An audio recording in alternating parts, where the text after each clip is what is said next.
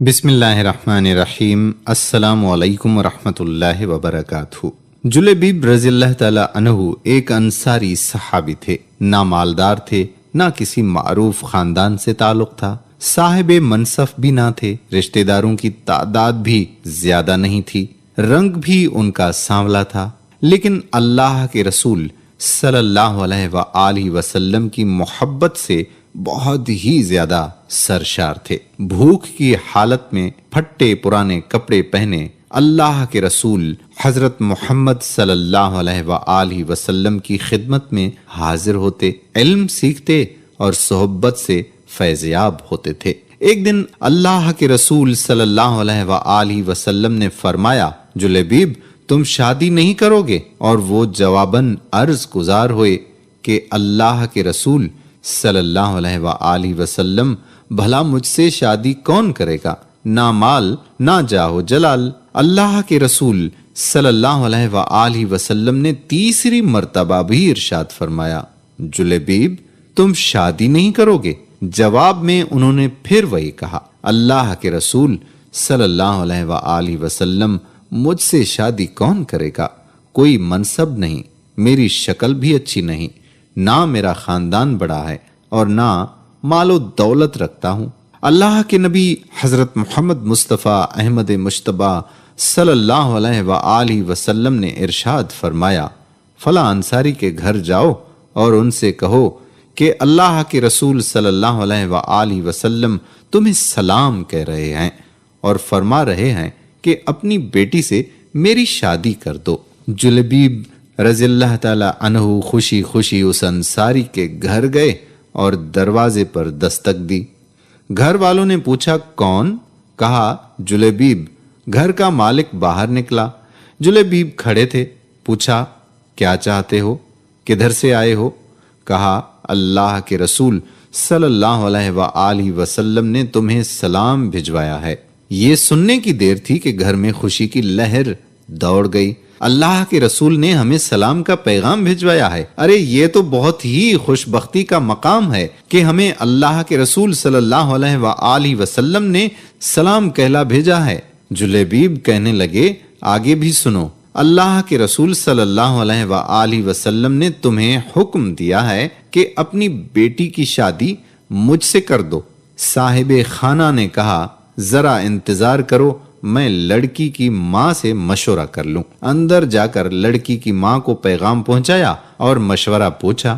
وہ کہنے لگی نا نا نا نا، قسم اللہ کی میں اپنی بیٹی کی شادی ایسے شخص سے نہیں کروں گی، نہ خاندان نہ شہر نہ مال و دولت۔ ان کی نیک سیرت بیٹی بھی گھر میں ہونے والی گفتگو سن رہی تھی اور جان گئی تھی کہ حکم کس کا ہے، کس نے مشورہ دیا ہے۔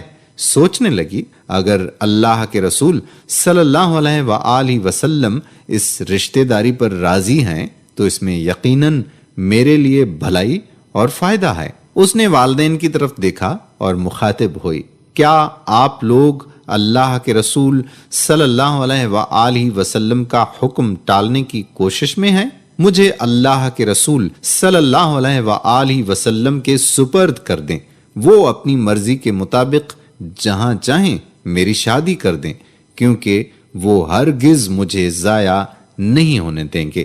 پھر لڑکی نے اللہ تعالیٰ کے اس فرمان کی تلاوت کی، اور دیکھو کس مومن مرد و عورت کو اللہ اور اس کے رسول کے فیصلے کے بعد اپنے امور میں کوئی اختیار باقی نہیں رہتا۔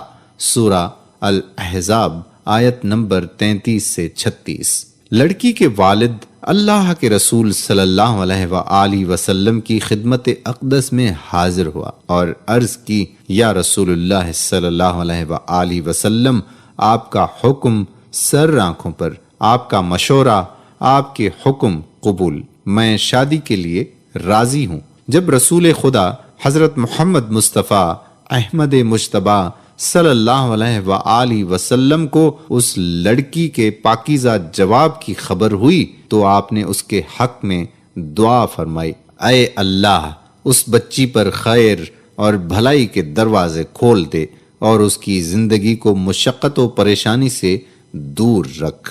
پھر جلیبیب رضی اللہ تعالی عنہ کے ساتھ اس کی شادی ہو گئی۔ مدینہ منورہ میں ایک اور گھرانہ آباد ہو گیا جس کی چھت مسکنت اور محتاجی تھی، جس کی آرائش و زیبائش تکبیر اور تحلیل اور تسبیح و تمحید تھی۔ اس مبارک جوڑے کی راحت نماز اور دل کا اطمینان تپتی دوپہر کے نفلی روزوں میں تھا۔ رسول اللہ صلی اللہ علیہ وآلہ وسلم کی دعا کی برکت سے یہ شادی خانہ آبادی بڑی ہی برکت والی ثابت ہوئی۔ تھوڑے ہی عرصے میں ان کے مالی حالات اس قدر اچھے ہو گئے کہ راوی بیان کرتا ہے کہ انصاری گھرانوں کی عورتوں میں سب سے خرچیلا گھر اسی لڑکی کا تھا۔ ایک جنگ میں اللہ تعالیٰ نے مسلمانوں کو فتح نصیب فرمائی۔ رسول اکرم صلی اللہ علیہ وآلہ وسلم نے اپنے صحابہ کرام سے دریافت فرمایا، دیکھو تمہارا کوئی ساتھی بچھڑ تو نہیں گیا؟